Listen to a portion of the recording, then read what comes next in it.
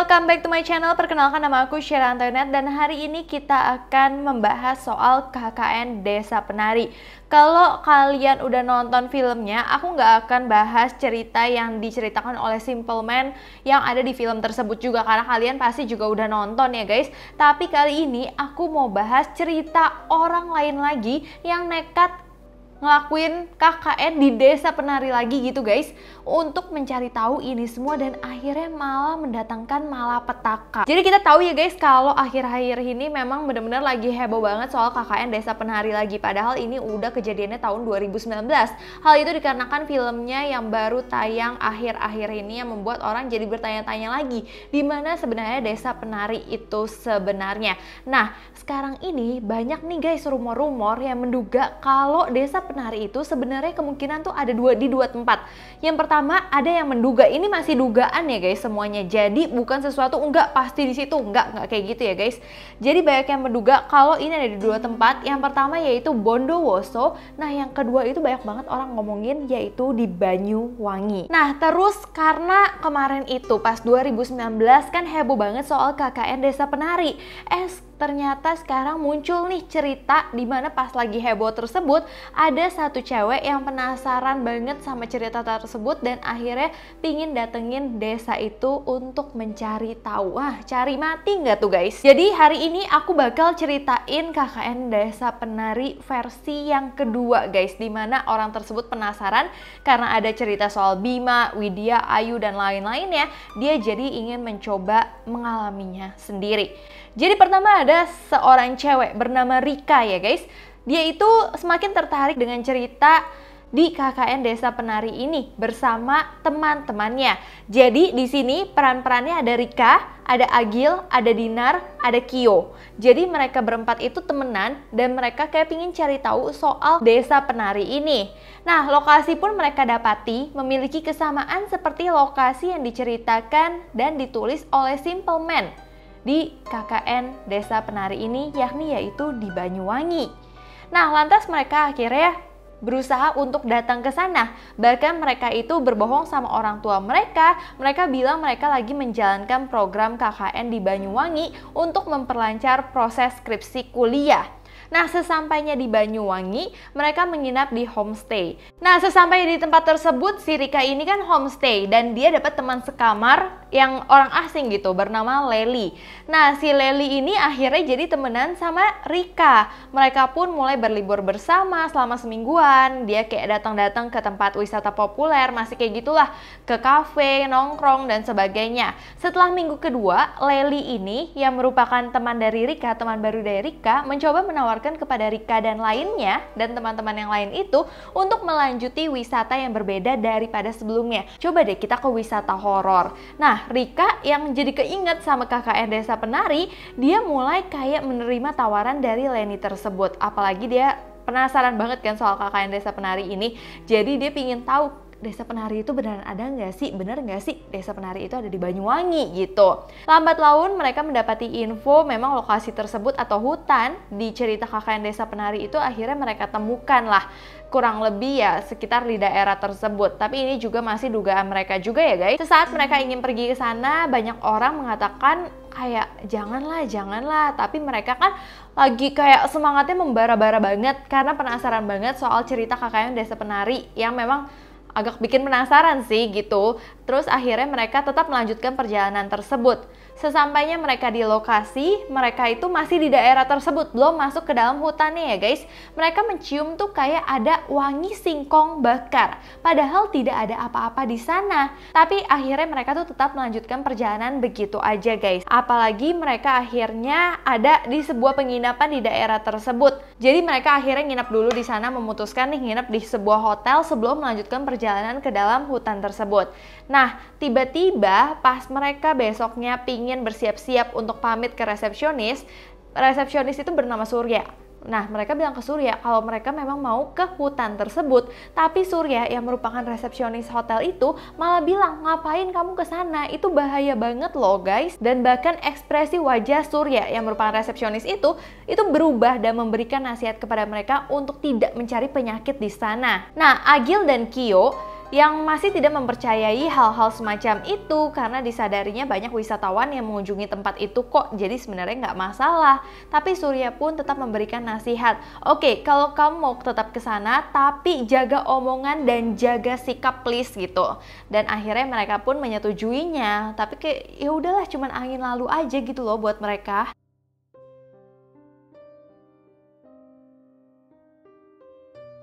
Akhirnya mereka pun rame-rame keluar dari penginapan. Di sini aku ingetin lagi, ada namanya Dinar, ada Rika, ada Agil, ada Kyo. Nah ini kan mereka berempat, terus ikut si Leli yang temennya Rika ini, teman barunya Rika. Jadi mereka berlima ya guys. Terus setelah mereka keluar dari penginapan, mereka segera menuju ke sana dengan menggunakan sepeda motor. Agil diboncengin Rika, ingat ya, Agil diboncengin Rika, Kyo memboncengi Dinar, hingga Leli itu sendirian. Setelah mereka mendekati lokasi yang diinginkan, mereka juga melihat cukup banyak motor kok yang terparkir di situ, dan ternyata banyak banget plat-plat dari luar kota yang datang ke tempat tersebut gitu. Nah, pas sampai di lokasi, mereka tuh hanya terlihat seperti puing-puing bekas reruntuhan atau rumah yang udah terbilang rusak di sana gitu guys. Mereka juga melihat banyaknya perumahan tersebut sudah tidak lagi ada penghuninya seperti yang diceritakan oleh Simple Man, terus seperti sudah menjadi desa yang mati aja.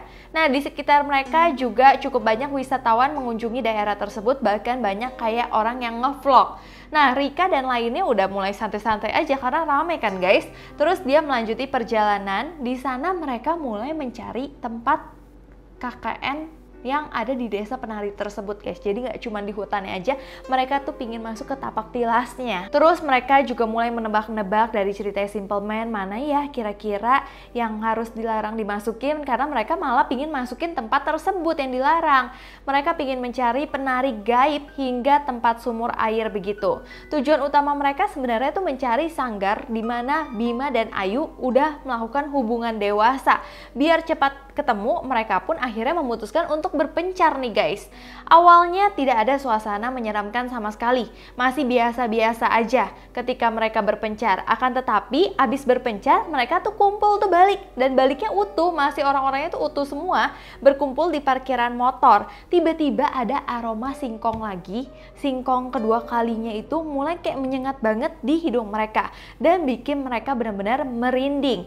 Akhirnya mereka memutuskan untuk segera pergi dari sana deh. Tiba-tiba saat lagi hidupin motor Agil dan Kyo tidak bisa menyala. Hanya motor Leli aja yang bisa hidup nih guys.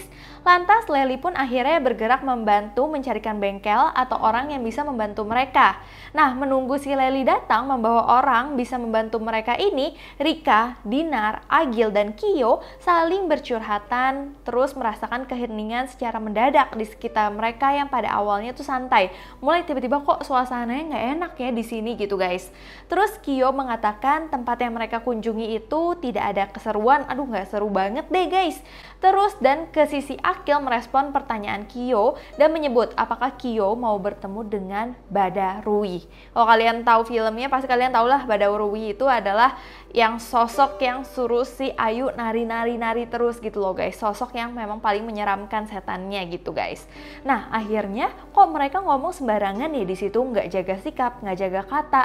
Terus akhirnya Dinar menegur mereka untuk nggak ngomong aneh-aneh lagi, karena Kyo itu orangnya tuh selengean banget gitu guys. Dia suka ngelihat Dinar ketakutan dan dia nggak takut sama hal ini sama sekali. Bahkan Agil juga nggak takut sama hal kayak gini. Semakin Dinar ketakutan, Kyo semakin suka. Terus sontak membuat perkataannya Kyo jadi berlebihan. Malahan Kyo ngomong gini, Badarui main yuk. Ngomong kayak gitu guys, di tempat yang kayak gitu, tempat yang udah bikin merinding, di tempat yang mereka aja udah nyium bau singkong. Sontak usai itu membuat suasana tiba-tiba berubah menjadi semakin dingin. Bahkan si Kyo aja menjadi diam dan kayak merinding gitu guys. Rika langsung memarahi Kyo atas omongan sebelumnya yang terlalu berlebihan, tapi Kyo di situ diam aja. Nah, terus akhirnya walau udah suasana hening kayak gitu, Leli akhirnya datang nih membawa orang yang paham dengan mesin. Orang yang paham sama mesin itu mencoba menghidupkan motor mereka, tapi nyatanya tidak terjadi apa-apa kok, dan ternyata motornya bisa langsung hidup. Nah, Rika, Agil, Kyo, sama Dinar masih merasa ketakutan sama kejadian si Kyo ngomong sembarangan. Terus mereka mulai kayak panik gitu loh guys. Terus dia menegur terkait tingkah mereka yang berbeda. Terus mereka kayak panik gitu. Terus akhirnya Lely bingung, kalian kenapa ya? Kenapa tingkah kalian jadi kayak gini? Nah, melihat situasi yang terjadi, orang yang ngerti mesin, yang ngurusin si motornya Agil sama Kyo itu mulai engeh sama perbuatan mereka nih. Dia pun mengatakan kalau kejadian seperti ini tuh udah biasa. Iseng-iseng aja dan jangan bergonceng antara pria dan wanita yang belum muhrim. Ntar jadinya kayak gini. Jadi karena si Agil itu kan gonceng si Rika, sedangkan si Dinar itu dibonceng sama si Kyo gitu guys. Jadi katanya tuh nggak boleh sebenarnya berboncengan kayak gitu yang bukan muhrim. Akhirnya mereka pun langsung berhasil pulang, dimana Kyo akhirnya bergoncengan dengan Agil, Dinar dan Rika hingga Lely tetap sendiri gitu. Mereka sepanjang perjalanan pulang tidak ngobrol sama sekali. Tapi Agil ngerasa bahwa Kyo itu tuh kayak ngeboncengin Kyo kok berat banget ya gitu. Sampai akhirnya mereka udah sampai di penginapan. Rika akhirnya menceritakan kepada Lely apa yang sebenarnya terjadi. Pas dia lagi cerita, tiba-tiba ada yang ngetok nih kamarnya si Lely sama si Rika. Tiba-tiba yang ngetok itu adalah si Agil. Agil itu panik karena katanya Kyo itu bener-bener aneh banget guys.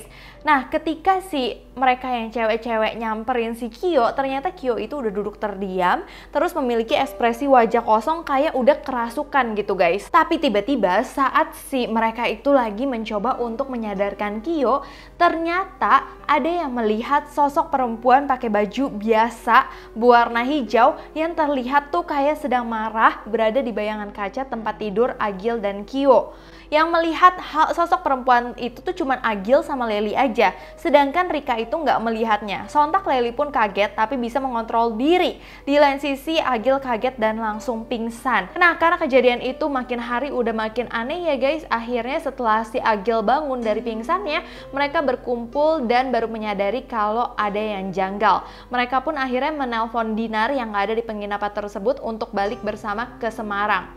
Terus Dinar pun sampai di penginapan teman-temannya bersama ayahnya dan menjemput teman-temannya.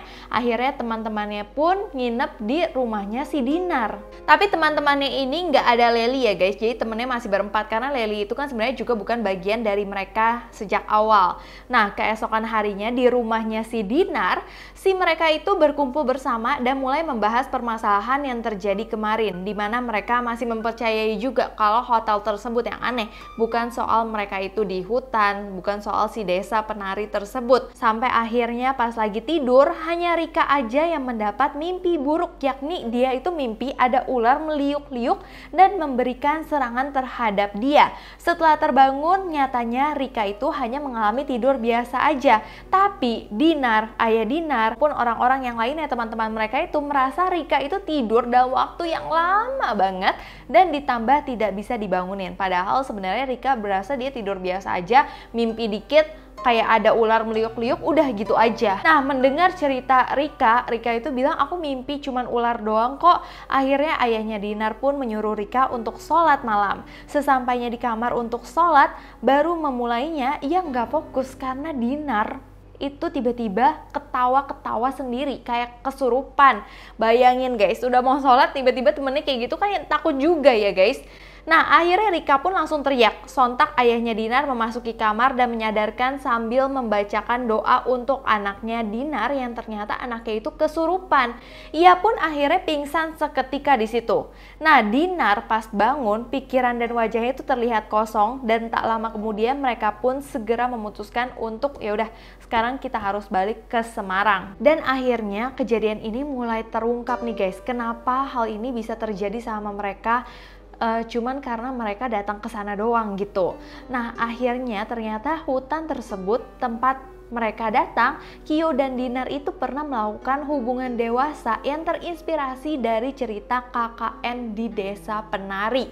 Jadi karena penasaran, dia akhirnya pas lagi mencar tuh, saat mereka lagi mencar di hutan, nah si Kyo itu sama Dinar malah melakukan hubungan dewasa di sana terinspirasi dari KKN Desa Penari. Kan gila ya guys. Dan juga akhirnya Dinar itu hamil anaknya Kyo. Hubungan mereka berdua juga semakin terungkap. Mereka itu selama ini memang nggak berpacaran, tapi mereka memang sering banget kayak melampiaskan nafsu bersama aja gitu. Jadi pas lagi di sana mereka kepikiran soal si Bima sama si Ayu. Jadi mereka berpikir, iya pokoknya coba deh kita bikin aja di sini, kita ngelakuin itu aja di situ gitu guys. Dan kejadian mistis itu akhirnya terus terjadi hingga akhirnya mereka meminta ruqyah dari Pak Haji. Dan kejadian lain terungkap bahwa mereka berdua, Kyo dan Dinar, sedang ketempelan makhluk tak kasat mata karena apa yang mereka perbuat di hutan tersebut. Udah nggak jaga omongan, nggak jaga sikap juga. Hal itu lantaran karena berhubungan di sembarang tempat itu benar-benar berbahaya banget ya guys. Cerita pun akhirnya berlanjut di mana Kyo menceritakan mereka saat berpencar di hutan, mereka melakukan momen itu, terus mereka membuang cairan tersebut sembarangan. Akhirnya Kyo dan Dinar pun tak lama menikah. Meskipun orang tua Dinar tak menyetujuinya karena itu aib keluarga, bahkan Dinar itu diusir dari rumah. Walaupun masih berlanjut, makhluk halus itu katanya tuh bergantian tetap kayak menghantui si Dinar, menghantui si Kyo, dan bahkan bisa mengganggu anak-anak mereka. Wow, itu tuh gila banget sih guys, makanya jangan ditiru ya guys. Walaupun aku tahu banyak dari kalian tuh penasaran banget soal KKN di Desa Penari, tapi jangan ditiru, jangan sampai terjadi sama kejadian seperti ini, seperti gengnya Rika ini. Jangan sampai kayak gitu. Aku juga nggak tahu cerita ini apakah benar-benar nyata atau tidak, tapi kalau nyata pun jangan pernah kalian coba-coba seperti ini. So, terima kasih kalian udah nonton video ini sampai habis. Sebelumnya aku minta maaf apabila aku ada salah kata, salah pengucapan, salah sesuatu yang tidak berkenan di hati kalian. Aku minta maaf sebesar-besarnya. So, sampai jumpa di video selanjutnya. Bye-bye.